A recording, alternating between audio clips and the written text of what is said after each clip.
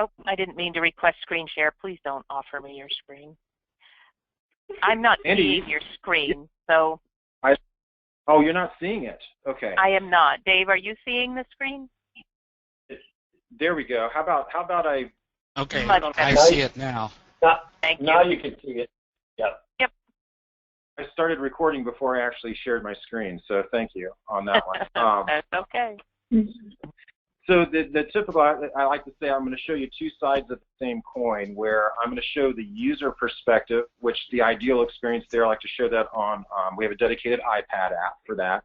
Users or readers are how we define those that would be, those kind of consuming the content that we're sharing as far as the meeting materials and such. It can also be accessed through a web browser like we're looking at right now. So we'll kind of take a peek at both, but I like to show the user perspective on the iPad. And then kind of halfway through that, we'll flip back over here to this admin environment and just take a look at the meeting, the same meeting that we looked at on the iPad, just show you how we can replicate an existing meeting, use an existing meeting as a template for creating a future meeting in its agenda. There's a whole lot we can drill down into, things like voting or the resource library, things of that nature that I might not necessarily cover in extreme detail this evening, but again, glad to reconnect on that. And then obviously inside of a trial environment, those are things that I would walk through with you on getting things set up. So by all means, please do, as I roll through things, if you have any questions, just give me a shout out and let me know. I'll answer them the best I can. Otherwise, we'll just kind of roll through this. So what I'll do is put my iPad up and make that full screen. And I'll try and speak visually for those that were kind enough to call in and may be driving but can't actually see this. So basically, the idea here as far as OnBoard goes is that we want to make it just as easy as possible for anyone who's going to attend a meeting, in person or not, to be able to preview that material before the meeting so that you can prep ahead of time, make notes and annotations, and then once inside of the actual meeting when it takes place, just have a great way to kind of flow through. It can be set up for multiple different committees or groups. It's very granular as far as the permissions that can be set up. So basically, if I'm not on the board, for example, but maybe on one particular committee, and I have an OnBoard ID, I would only see those meetings that I'm supposed to see in my meeting roller, which is this main screen that we have here. It's basically just a chronological order of all the meetings that I would have access to. From an admin side, we can choose to turn on or off access to meetings that are, say, in the past.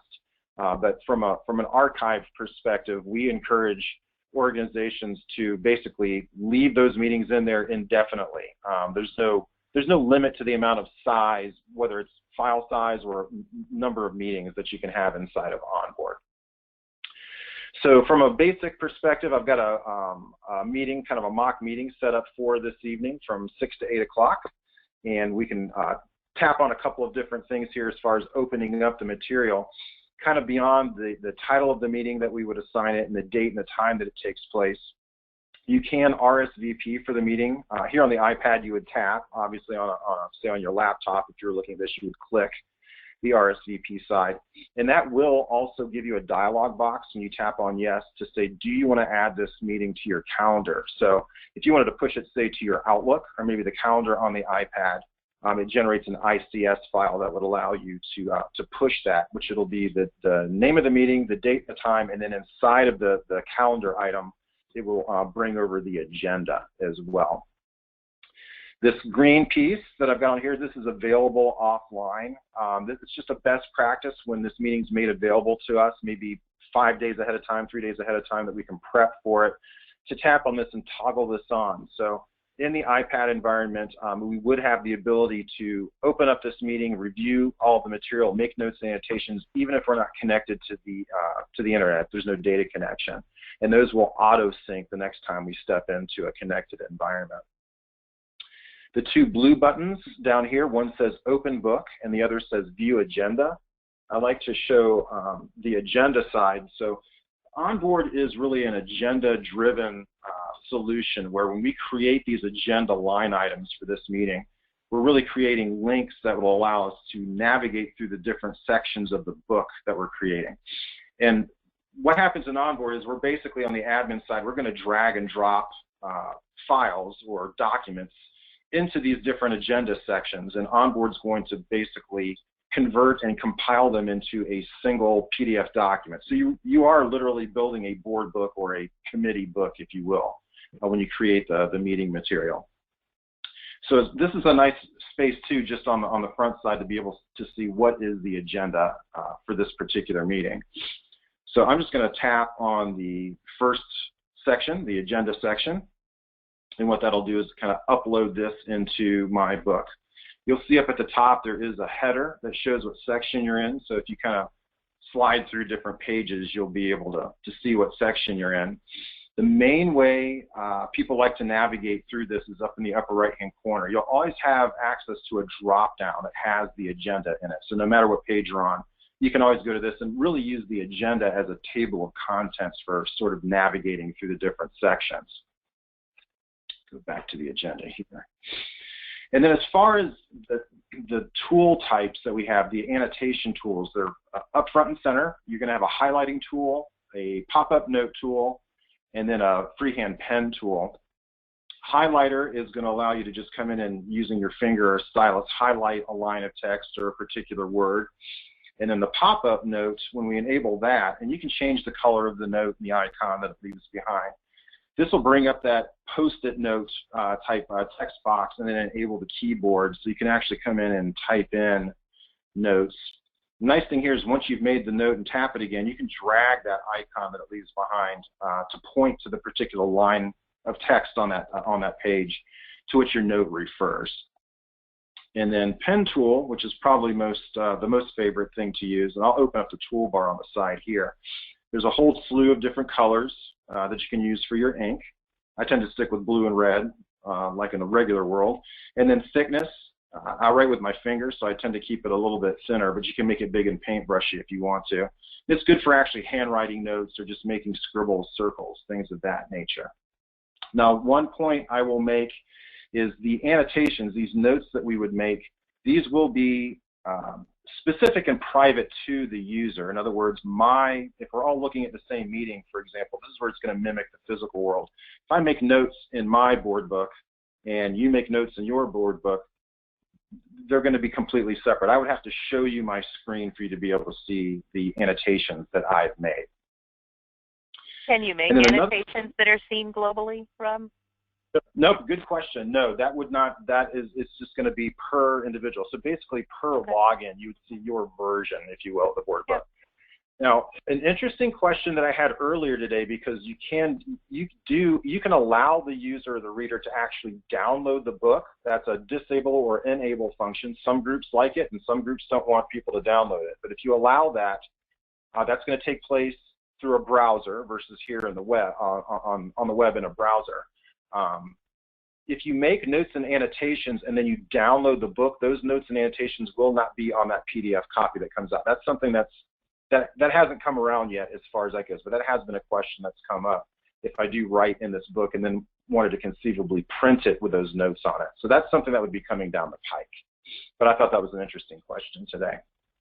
Could that be something that's saved in, say, preview on Apple? Because I've taken notes before and annotated things for class and when I was in graduate school and could print out my comments or highlights that I made.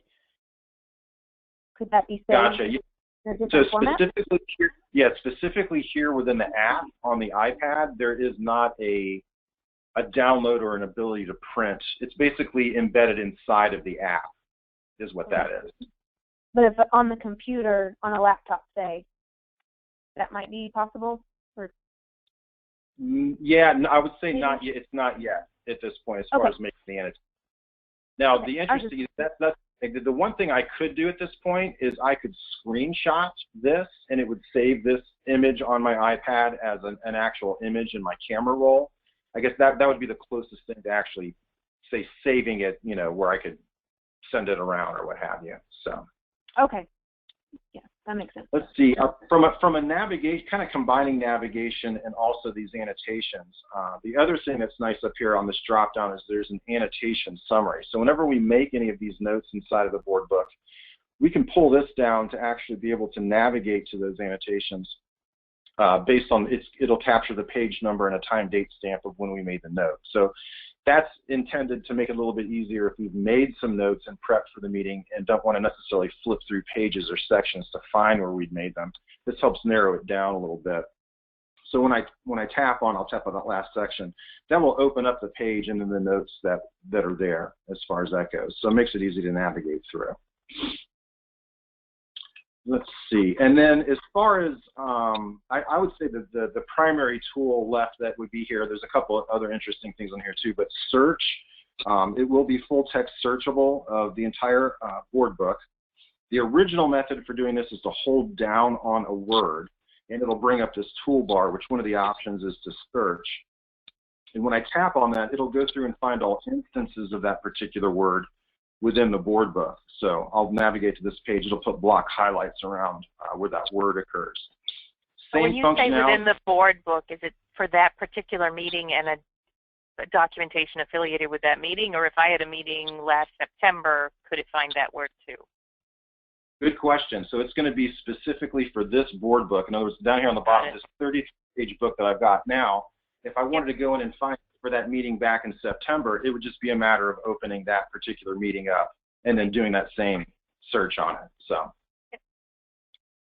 let's see. So from a search point of view, same functionality, but up here at the top where the little search icon is, this is something that we had put into the solution earlier last year.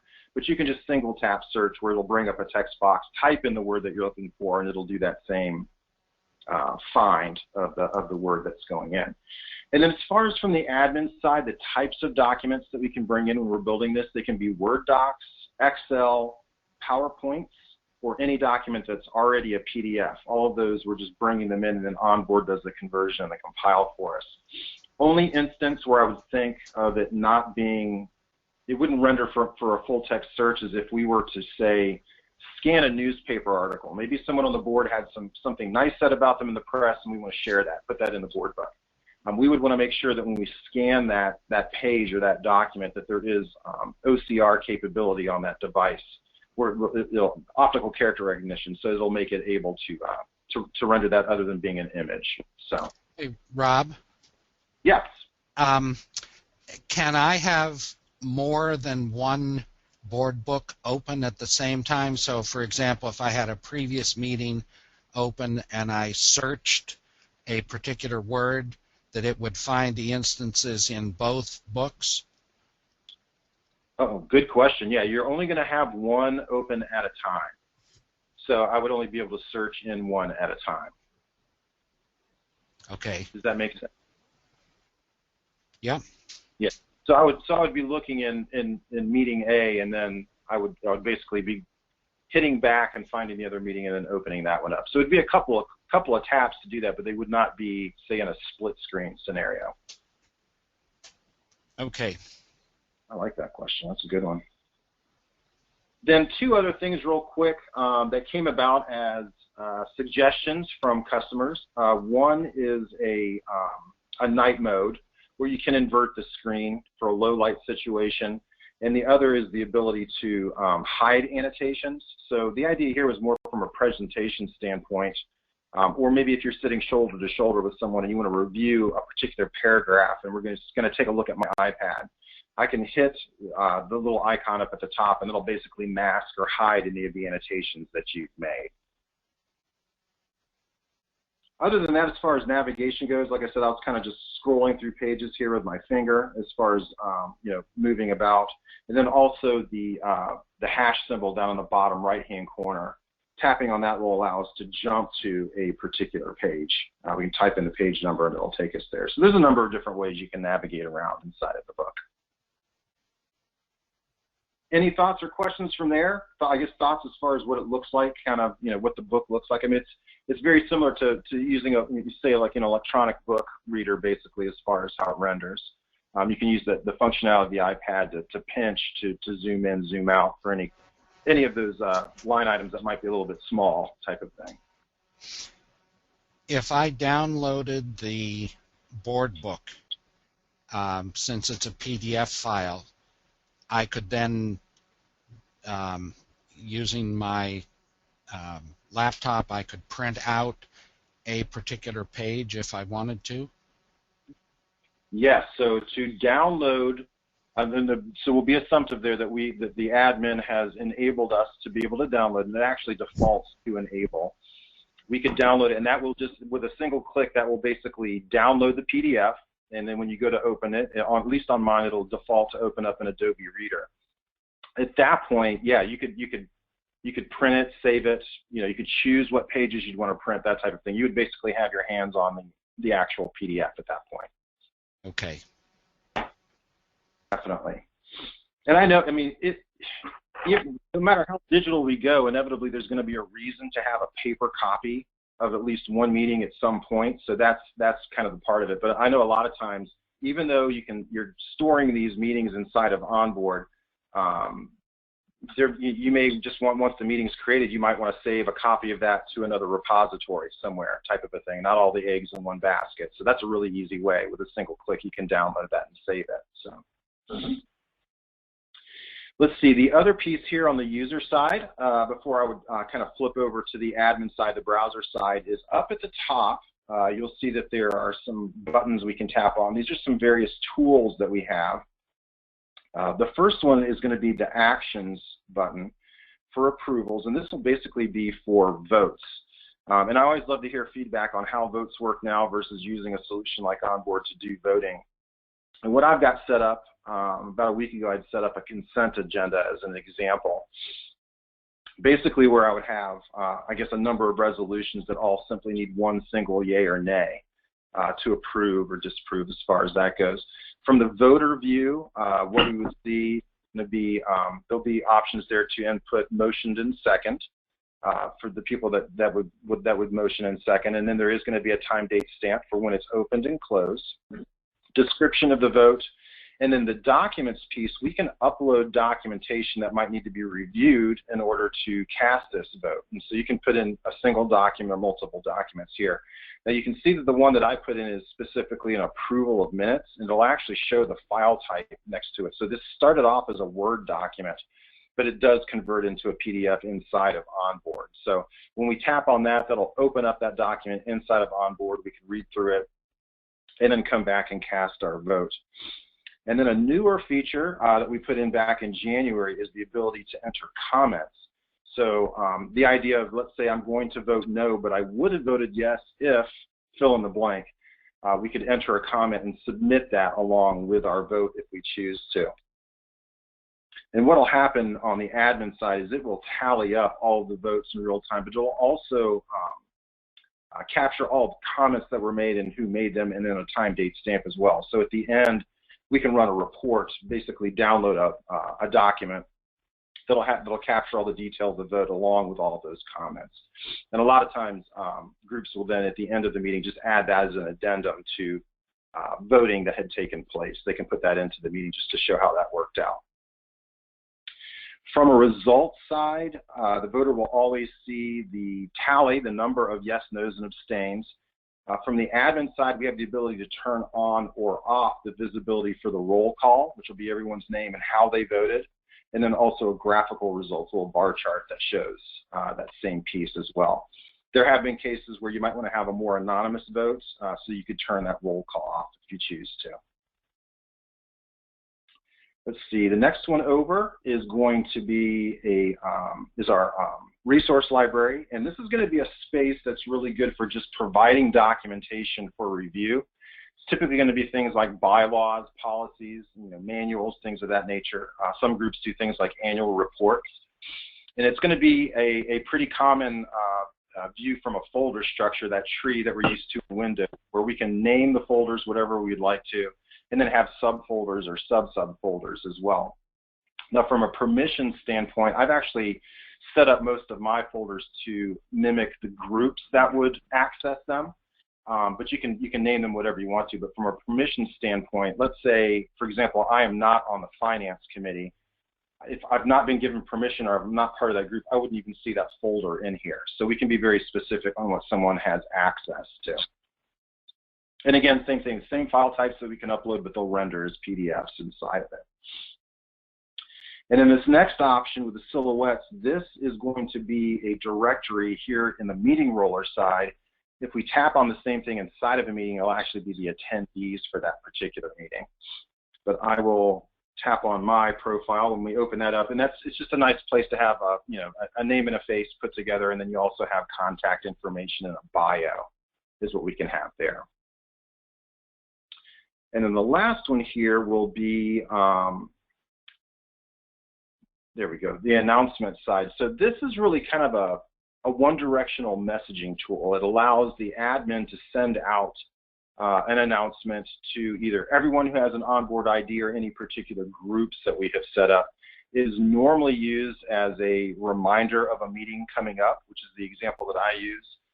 The best use case that I had heard of it was actually with a hospital that I worked with in Pittsburgh, where there was a car accident on a highway going out of town, and the admin decided to just send out an announcement saying, hey, if anybody's going westbound, you need to find another way to go. They've got the highway shut down. So the example there, it's nice because you don't have to be logged into OnBoard in order to receive the announcement. Also, any additions made to the resource library, and then any changes in votes, opening a vote, closing a vote, that can be delivered to the user's inbox in an email as well. So you don't have to necessarily be logged in to get that particular message that's sent out. Can that message also go out via text? Yes, not yet. That's actually something that's in the works as far as for later this year, to have that connectivity to be able to do a text side as well. As it currently stands, it'll come through OnBoard, and it can be delivered by email as well. Okay. Any other thoughts or questions here on the kind of the user side, if you will, the iPad side, before I flip over to the admin side in the browser? I have none. I have none. I'm fine. Me neither. I'm good. All right, sounds good. We will come back over. Okay. So it does time out, so I'm going to come back in and log back in.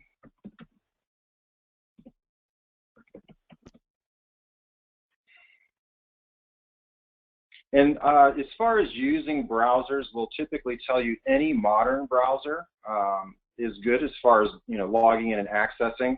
We have come across some instances specifically with Internet Explorer. I want to say IE9, which most people are not using, but a lot of people still do. There's some things that are a little bit quirky in that particular browser, but our main suggestion is to use a Chrome or a Firefox, but IE tends to work pretty well if it's the more updated version. So we've got a really great support team, whether you give them a call or shoot them an email or what have you. A lot of times I will get the call, even though I'm not technically support, but I'll ask what browser you're using usually is the first question if something seems a little funky. So, but at that point, a lot of times I'll have you do a screenshot and just get it over to help, and that'll create a help ticket, and they'll give you a buzz back just to walk you through figuring out if anything's out of place, basically. So this is where we started off at as far as the screen that I had when we first opened up our call. And again, I'm both an admin and a user inside of my OnBoard. So if I were to log in as a user, this is the same view that I would have in a browser environment to navigate. So it looks a little bit different. When we go to the book view inside of a meeting, it's going to be more similar to what the iPad looks like here in the browser. The main thing I like to show, that meeting roller that takes up the main screen on the iPad, it's going to be over to the side. You have to pardon me. I'm working from home tonight, so I think somebody just came by and rang the doorbell. My dogs might be barking, so my apologies for that. So this is the same meeting that we were looking at on the iPad, and we're going to see a lot more detail on here as far as what can be entered. Obviously, there's going to be a start and end time and date as far as that goes. But one thing that will add up for us, it will tell us in minutes the duration of the meeting. And then we can come in and put in detail down in the agenda, say names of presenters, and allot them certain amounts of time. It will add that up so we can compare the allocated time to the actual duration of the meeting. As you can see, we've got a 2-hour meeting, and I've given out 3 hours worth of time. So I need to shift some things, either make the meeting longer or cut down some time as far as that goes. So that's a nice way to add that up real quickly. And then as far as the attendee list, this is another report that we have the ability to run. Basically, the attendee list is going to show everyone who has been invited, what their status is as far as an RSVP, and then the attended side is going to be more of a manual piece. So we would have the ability to come through once the meeting has started up and mark yeses and nos on all of those that are actually in attendance. And once we have that, we can click on attendance report. That will generate a one-page document for us that we can save for the record, or again, that'll be another piece that some groups will actually upload into the meeting as an addendum just to show what the attendance for that particular meeting was. And then the other option here as far as the download, this is where you'll see enabled and disabled. It's just a single click to do that. And that, again, is going to allow us, if a user logs in through a browser on the website, if we would want them to have the ability to download that, which again is a single click to download the entire PDF. Here in the agenda, kind of the same look that we had before. What I'm going to do is actually replicate this real quick. Now, in the trial environment, usually what I'll do kind of for that first call is actually help you build a meeting from scratch. But once we've built an existing meeting, the idea was that typically meetings, say we have one every month, the agenda, at least from a skeletal outline, tends to be the same from meeting to meeting with a few different tweaks in it. So we've set it up where you can just simply come in over here in the meeting roller, and if we click on copy, it'll just make an exact replica of that meeting that we've set up for February. Say if I wanted to set up March's meeting, it'll have the same title with a dash copy, so we can just come in and remove the word copy and put in the word March, for example. It will default to today's date with the nearest hour, so we come in and change this to the appropriate day and then put an end time in it as well. From there, when we look down here at the agenda, you'll see that it's carried over the agenda from the February meeting. But the difference is over here on the right-hand side where there were little icons that showed that there was a document uploaded. There's no documentation uploaded. That'll be the next piece that we would do as far as building this. So if I wanted to come in and maybe make some adjustments, say I'm going to move a couple of sections around or maybe rename some of them, add some subsections, for example. Once I have the agenda laid out the way it needs to be, from there I'm going to come in and actually upload the documentation. So I'll give you an idea of how I do this. My boss, our CEO, is on the board of Big Brothers Big Sisters in Lafayette. And it's usually the morning of the day that the meeting's coming up, he'll come and say, hey, Rob, would you mind building the board book for me real quick? And what's nice is because I've built them before, I'll just take the previous months, look at the agenda for it, make those tweaks, and then I'll corral all the documents that are going to go into that meeting into a folder and do basically what I'm doing here, which is highlight a section, click on upload, and it'll open up that folder for me. Now, most people like to grab the document and drag and drop it over like that. And that will actually upload that document to this line item. You'll see that there's a little symbol here on the side showing that there's a document uploaded. And when you hover it, it'll show the file name and type and then also the size of that particular document. My method is to kind of just run through them. So I'll highlight the item, open up the folder, double click it, and then just go down to the next section and do the same thing. I'll just do one more of those. So basically at this point, I've only got 3 of the sections set up with documentation.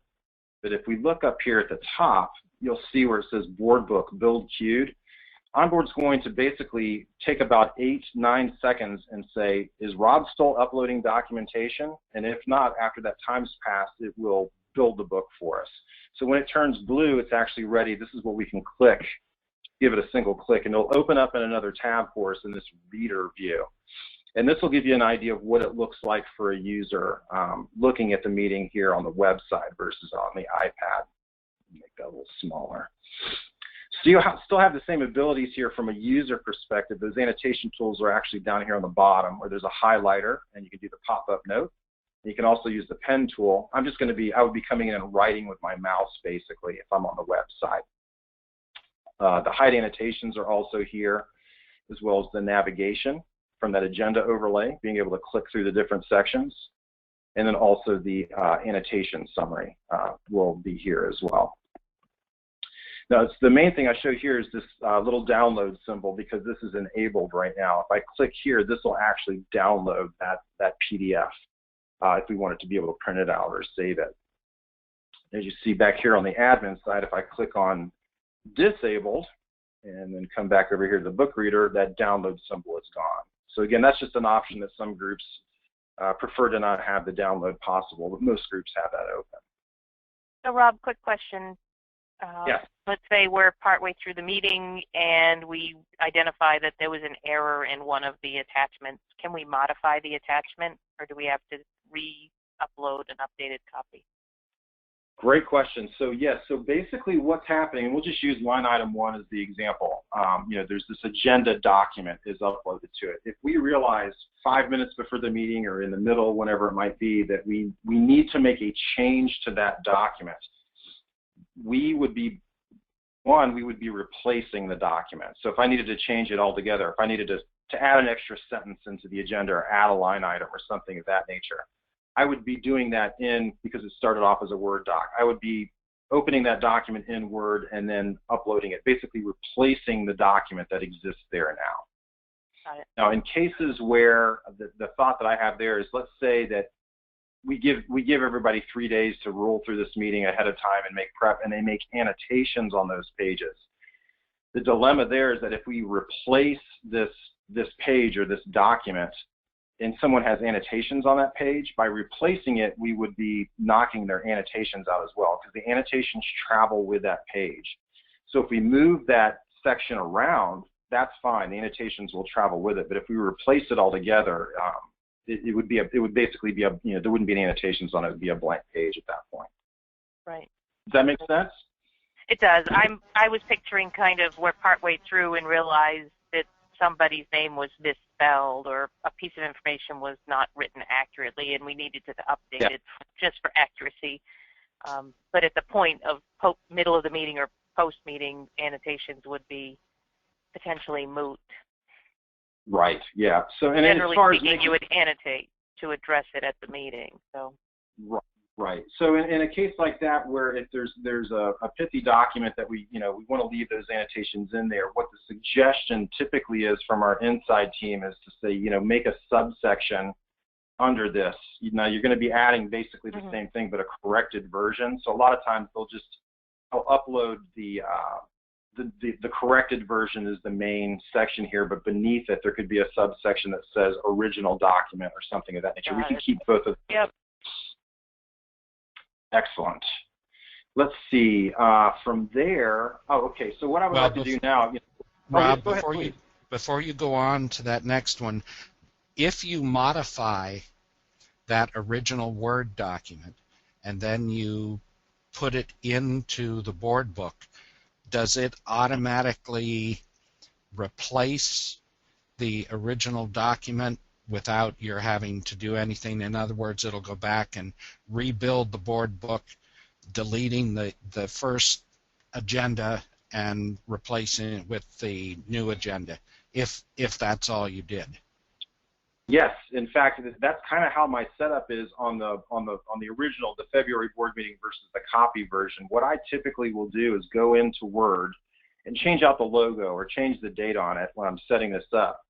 And what I'll do, and I'll do it right here, you can see that agenda line item has a document on it. I'm going to simply come in and upload this new agenda, for example. And you'll see it'll give me a dialog box that says, uploading this is going to overwrite the existing file. It's going to replace it. I just simply click OK. And what it's doing is it's uploading the new one and basically deleting the former, the original. So it's pretty much that quick to change a document out, just like you'd be uploading it in the first place. You'll just get that warning box if there's something that's already there. Is that good?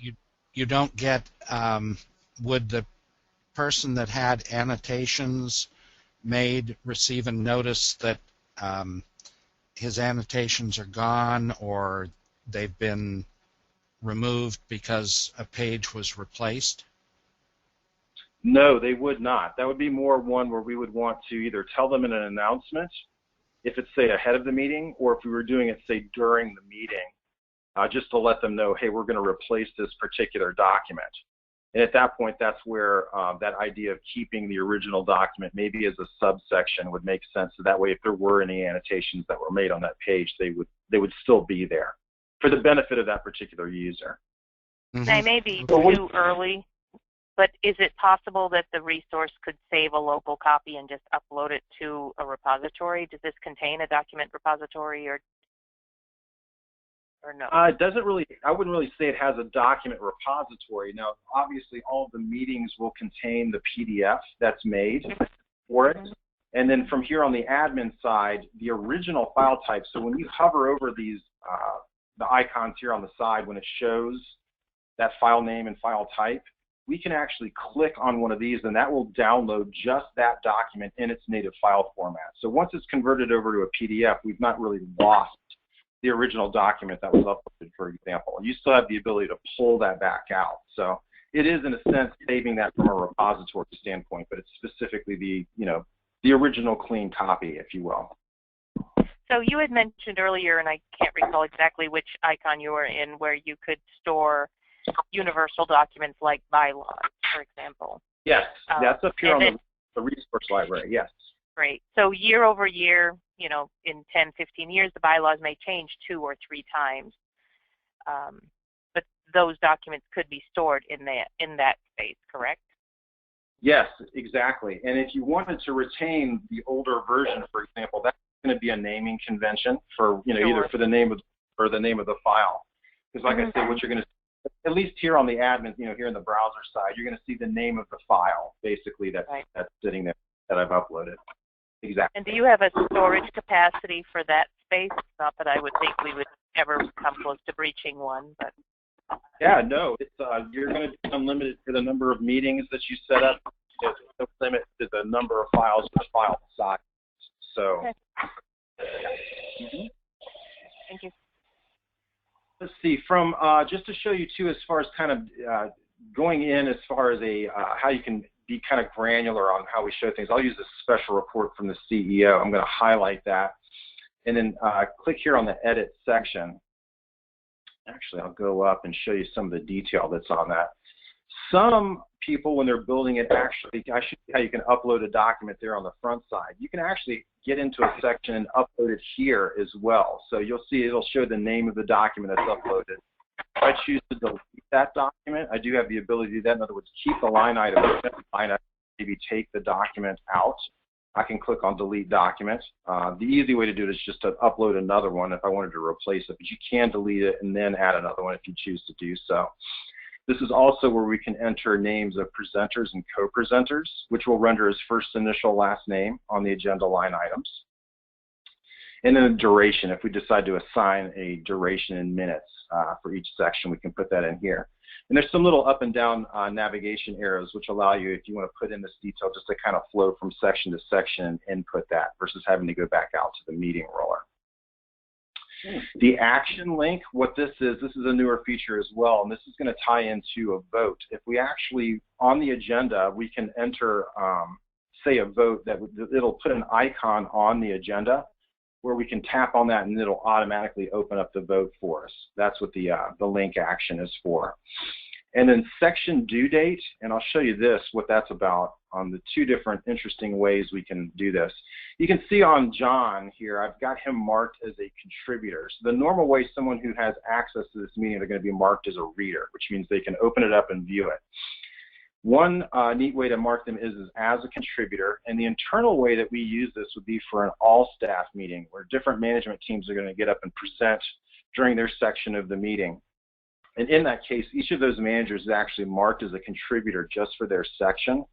And what it does is it gives them kind of quasi-admin rights where they can upload their slide deck and maybe a Word document that they want to cover inside of the presentation. They can just upload this in directly to this section of the meeting. So instead of having everything come to me as the admin and then me uploading it, I can kind of delegate how to build the book if I choose to. The other interesting piece here, and I don't know if this comes up at all, but is to exclude. And this came from a scenario where there might be, say, a conflict of interest for John in the meeting to be around for this part of the discussion. He knows that he needs to recuse himself, allow the discussion to take place, and then he'll step back in to continue the meeting. If that's the case here, we can mark him as exclude, and what will happen is he will not see this particular section of the meeting in his version of the board book. Now, his page count will stay the same because it'll actually put in the same number of pages, but those pages will render as blank, and each page will have in the middle a statement that says this page is left intentionally blank. So like I say, not sure if that comes up much, but it was a suggestion, just kind of from a governance standpoint from some groups, so we enabled that functionality. Bob, can you have more than one admin to the site? Yes, you can, and that's a good point too, kind of using it from a perspective, say, of a meeting, or from really more from a group perspective. There will be cases, let's say, where you have a particular committee, and maybe the chair of that committee would actually like to be able to build the books on their own versus relying on the person that's technically marked as the admin. So you can mark someone as an admin as a group, or they can be just a standard admin where they would have access to everything inside of OnBoard as well. But you can have multiple admins for sure. Thank you. And that's a typical case. It's you usually see at least two. Just depends on the scenario, obviously. Let's see, from there, again, these would be things that I'll be glad to show you as far as how we would set them up and things of that nature. Coming back to the home screen, there are 5 tabs up here at the top, and you know, as far as the creating groups or looking at groups, I've got a number of different out here. But you'll see there's a few places in OnBoard where there's this plus symbol inside of the blue circle. And this is where we can click on to add a meeting, create a new meeting, create a new group if we wanted to. Same thing down here, resource library, as far as adding folders and things. It's just all got a plus button. Main thing here I'd like to show just real quick is as far as creating a vote, because a lot of times we'll want to create a vote on the fly. So even during meeting, if we decide to do this, it doesn't take too long to be able to do this. Clicking on plus will basically open up the blank slate where we can put in a new title, put in a description, and then upload any documentation that might need to go with that. And then we just follow the action tree here as far as clicking to open. Once it's done, we can click to close, and then at the end we can download the results. Again, that'll be actually a Word document that downloads that shows everyone who voted and how they voted.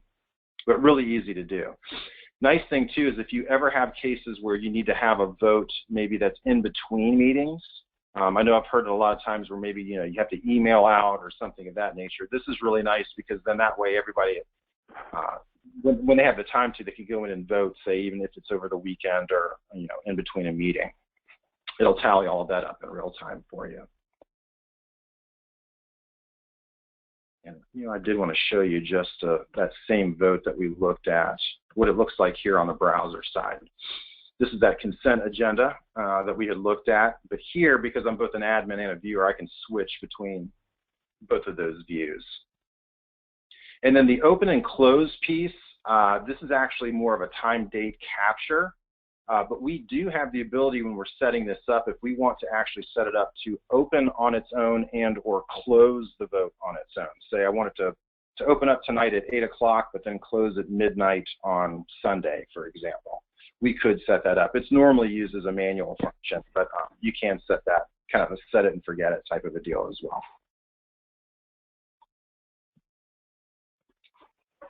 So that's really the high level. I know we're coming up. I've got about 9 minutes left before we would hit the end of our hour that we've been here. Any thoughts, questions maybe that I could tackle while we're all on the call now?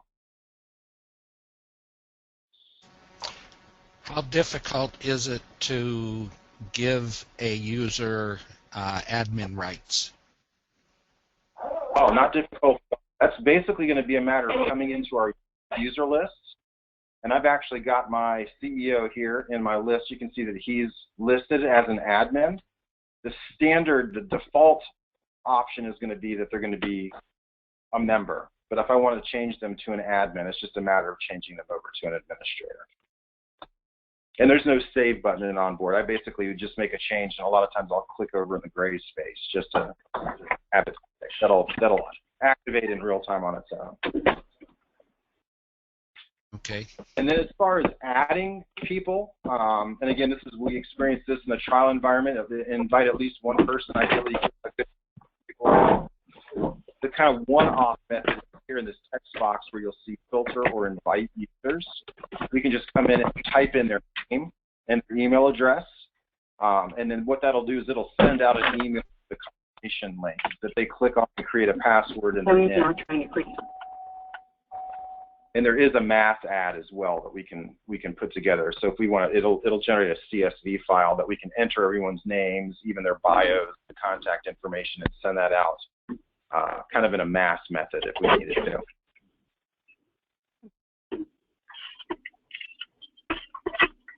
Well, I don't have any questions regarding the tour.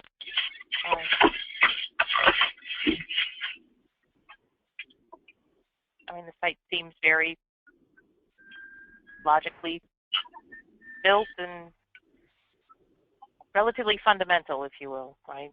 Yep, and that's a design intention. It's basically just to try and keep it as clean and easy as possible. Obviously, as we continue to grow with the solution, there are things that come up that make sense to add it. I will say from the voting perspective, the reason we call that actions versus just simply voting is that there is going to be functionality for, say, polling or survey coming down the road, and that would be in that same section in the actions piece. For now, it's specifically just on the voting side stuff.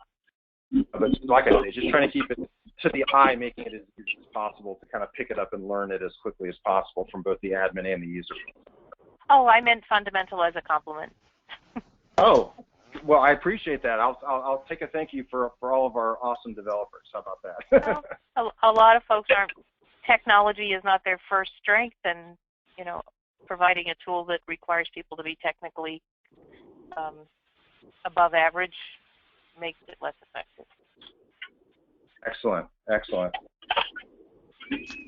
Rob, how soon do you expect to have that polling capability in place?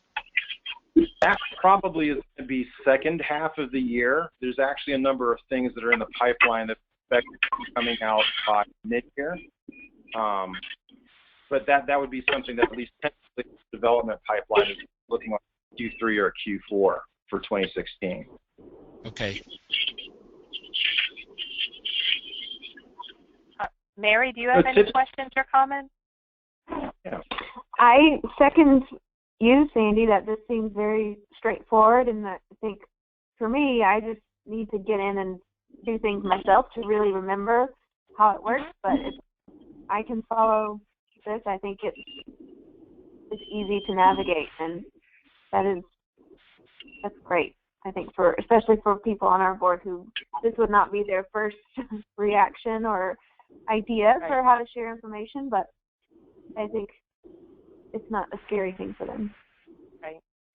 So I guess I would just ask what next steps are. I know Dave has been working with you, Rob, so we have the remainder of the board that we'd like to see this, so once you have the recording link available in the cloud, that'd be awesome.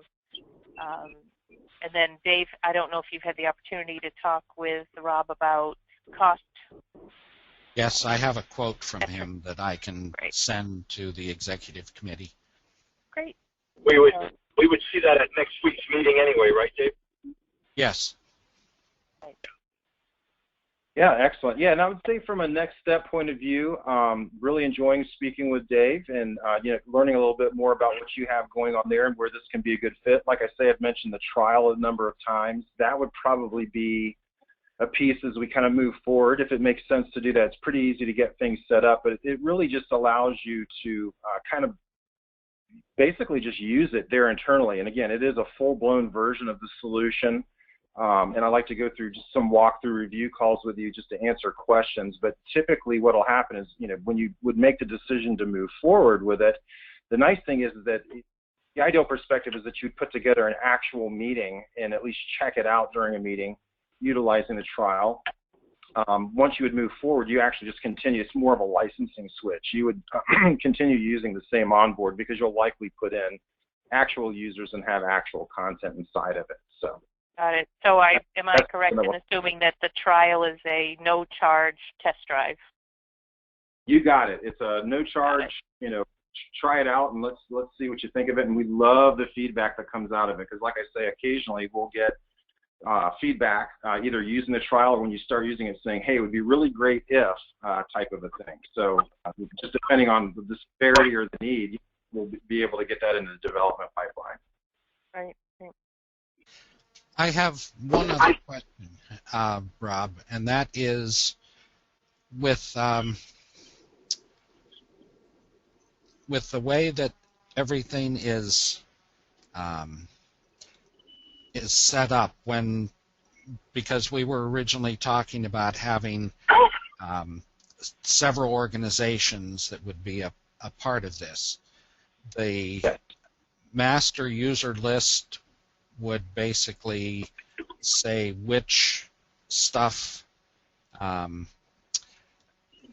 person would have access to. For example, the user list that contained all of the people from Peers Care, those would all be listed as they're having access to that.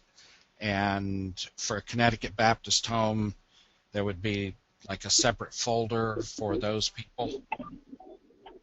Yeah, and the easiest way to kind of delegate that out would be by using groups. So just using that as an example, I would want to create a group, for example, and we could just call it Peers Care. And basically the individuals inside of that group, when I would create a meeting that's specifically, let's say, just for Peers Care, for example, I would simply make that group the ones that have access to it. So my meeting roller would only show those meetings that I would have access to. So you wouldn't see the meetings for everybody else, basically, unless you were invited to it. You can cherry pick people and add them as well to a meeting. So Rob, can you add group level access to the documents you store in the top icon bar? I can't remember what the icon's called, the second from the left. The resource? Yes, the resource. Yeah, resources. So can I apply group access to those so I could have bylaws for one group that only is visible by one group and bylaws for another, etc.? Yes, indeed. And that's actually how, although mine's not organization broke up, mine's just basically the kind of committees that I have here.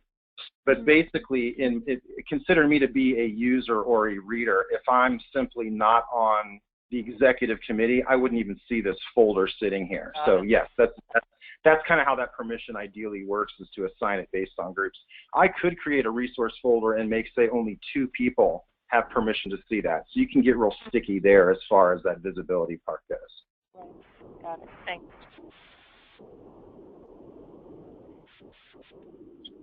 Well, I'm good. Dave, any more questions from you? Nope, I'm good. I've had the advantage of having had several conversations with Rob already, so. Well, we appreciate your taking the time to set all this up so that we could all get a tour. And Dave, or Rob rather, as you probably heard, we do have a meeting next week. I'm sure this will be one of the topics of our discussion. So I would say remain connected with Dave, and go ahead. I would just add to what you said. It seems extremely user-friendly for people that aren't real well-versed in technology. Mm-hmm. Good. Yeah, so I'll be glad to, anything we can do in prep. Like I say, I've got this recording right now, and I'll save this, and it'll end up being a link to my YouTube. I've only got a couple of videos, one of which is another demo recording, basically, but that'll make it easy for anybody to access. And I also have what's called our 5-minute demo in a link that we can send as well if somebody wants to just take a quick 5-minute look at it as well. But yeah, any thoughts or feedback once you do have that meeting as well, obviously very glad to address that either pre or post meeting. So well, then I'm sure at some point we will be in touch. We look forward to receiving the links to the videos. Yeah, sounds good. I really appreciate everybody's time and input today. It was a real pleasure speaking with you and giving you a look at OnBoard. Well, we thank you. It was a great demo. Thank you. Thanks, Thank Rob. you, Thank you. Bob. Bye, guys. Have a great evening. Thank you.